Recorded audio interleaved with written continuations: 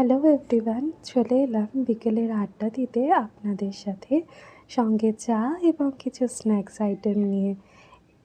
বিকেলবেলায় একটু গরম গরম দুধ চা কড়া করে এবং তার সাথে পছন্দের বিস্কিট, আর যদি একটুখানি সিঙাড়া থাকে তাহলে তো জমে ক্ষীর।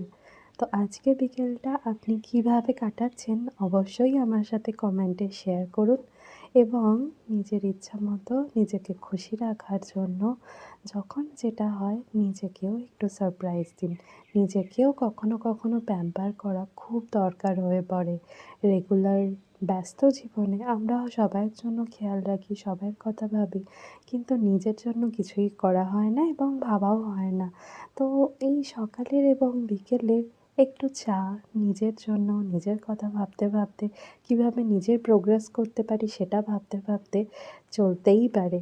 তো আপনি শেয়ার করুন আজকে সন্ধ্যেটা আপনি কীভাবে কাটালেন?